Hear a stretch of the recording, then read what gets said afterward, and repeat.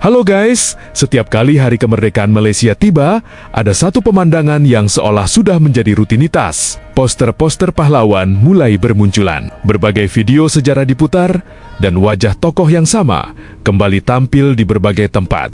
Ya, seolah tidak memiliki pahlawan lain, tiap kemerdekaan wajah yang muncul dan menghiasi kemerdekaan adalah Tengku Abdul Rahman, tokoh yang dikenal luas sebagai Bapak Kemerdekaan Malaysia. Tetapi, hal ini membuat muncul sebuah pertanyaan yang cukup sensitif dan mulai ramai diperbincangkan. Kalau Malaysia memang merdeka melalui perjuangan banyak orang, mengapa wajah yang ditampilkan seolah-olah selalu orang yang sama? Lalu, bagaimana dengan para pejuang dari kalangan China dan India? Apakah mereka tidak ikut memperjuangkan tanah yang kemudian menjadi Malaysia? Atau memang keturunan India dan China tidak diakui sah sebagai warga negara Malaysia? Ya, mau bagaimana lagi? Tokoh penting di Malaysia saja masih berpikiran bahwa hanya Melayu saja yang memperjuangkan bangsa. Sementara China dan India, Malaysia tidak berjuang. Dr. Mahathir dalam interview tu dia cakap macam ni, orang India ni tak berapa, bukan macam ni lah, maksud dia orang India ni tak berapa setia kepada negara sebab orang India ni dia tidak pandai bertutur dalam bahasa Melayu dan juga tidak mahu asimilasi dengan masyarakat Melayu di Malaysia. Okay. So itu pandangan dia lah. Pada pandangan aku macam ni, statement Dr. Mahathir ni is totally wrong sebab Malaysia bukan sebuah negara yang asimilasi macam Indonesia. Kita bentuk negara ini pada zaman merdeka melalui integrasi. Kita mengekalkan bahasa, budaya, agama yang berbeza-beza. Tapi bukan ke Dr. Mahathir juga adalah orang yang berasal daripada India, daripada Kerala? Dan Dr. Mahathir menjawab, tak, saya adalah orang Melayu sebab saya bertutur dalam bahasa Melayu dan saya mengamalkan budaya Melayu. Okey, dia cuba untuk mendefinisikan Melayu mengikut Perlembagaan Persekutuan. Definisi Melayu ada 3 perkara: beragama Islam, mengamalkan budaya Melayu, berbahasa Melayu. Tun, kalau orang India tak setia sepenuhnya pada Malaysia, saya nak tanya, apa hang bukan India ke? Tun tahu tak, orang India lah yang duduk semeja dengan Tunku Abdul Rahman berunding dengan British untuk merdekakan Malaya. Tun tahu tak, orang India lah yang turunkan bendera Pancasila di Kedutaan Indonesia dan naikkan bendera Malaysia. Tun tahu tak, orang India jugalah antara yang wakilkan Malaysia ke acara sukan antarabangsa seperti Nicole David, Tina Amuri Letaran dan Raja Gopal. Cukup-cukuplah Tun pertikaikan kebolehan orang lain. Melayu malas, Cina tak asimilasi, India tak setia. Siapa lagi yang Tun nak percaya? Malaysia ini dibina oleh setiap suku, setiap kaum dan setiap agama. Ini negara kita yang kita sama-sama nakkan kemajuannya, kelestariannya dan keharmoniannya. Rakyat Malaysia masih hormati Tun sebagai negarawan. Nak berpolitik, biar ada common sense. Jangan apikan isu 3R lagi. Terima kasih. Karena saking terobsesinya orang Melayu menjadi pahlawan, membuat tokoh pahlawan yang dipajang itu lagi. Boleh tak untuk Hari Merdeka dan Hari Malaysia tahun depan dan tahun-tahun seterusnya kita angkat tokoh merdeka negara yang lain? Takkanlah setiap tahun orang yang sama. Balik-balik video Tunku laungkan slogan merdeka. Balik-balik wajah Tunku saja yang terpampang pada poster merata tempat.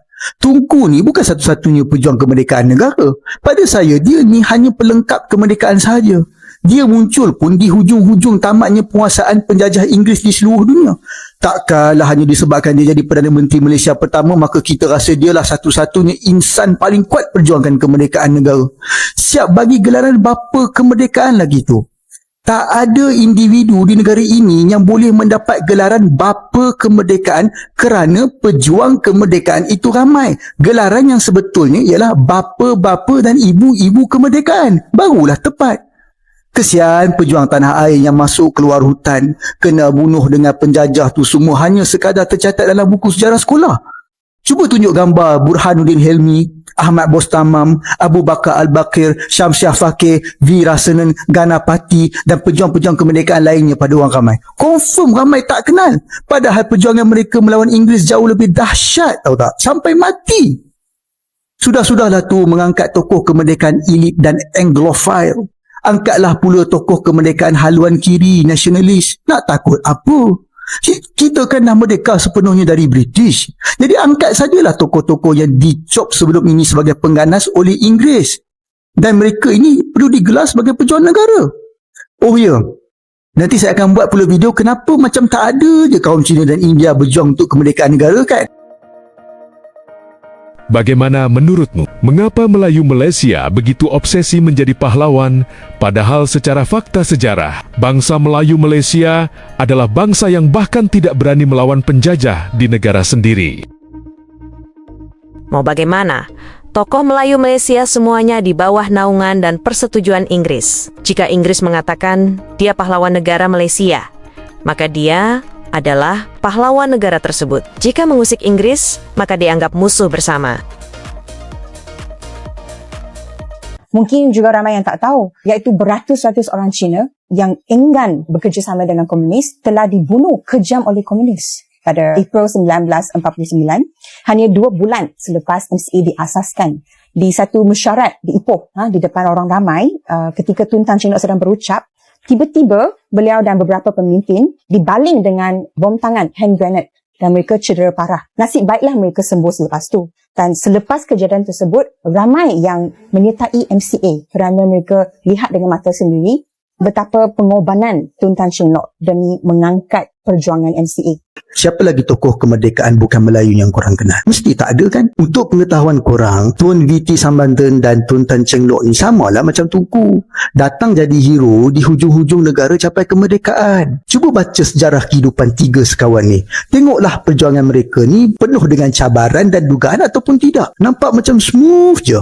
Saya tak nafikan sumbangan mereka, tapi yang saya nak persoalkan ialah sikap mengagungkan mereka yang keterlaluan sampai seolah-olah tak ada langsung dah pejuang bukan Melayu yang wujud. Pernah dengar nama Ganapati? Lai Rifle? Mesti tak pernah dengar kan? Kalaulah 2 orang ni pun kita tak kenal, apatah lagi yang lain. Itu belum lagi pejuang orang asli dan pribumi Sabah dan Sarawak. Entah Rosli Dobi pun ramai tak kenal. Kawan-kawan, sebenarnya ramai sangat tahu kaum Cina dan India yang berjuang untuk kemerdekaan. Dan sangat ramai yang mati. Tapi mereka tidak diiktiraf kerana dicop pengganas oleh Inggeris. Alasan yang selalu kita dengar, kononnya mereka ini bawa ideologi songsang. Tapi pada hakikatnya, Inggeris memang tak boleh terima penentangan ke atas mereka secara bersenjata. Mereka nak yang jenis lemah, lembut, sopan, santun, diplomasi tak kena tempat. Jenis yang kalau kau nak merdeka, kau ikut syarat-syarat yang aku bagi. Okey, itu satu.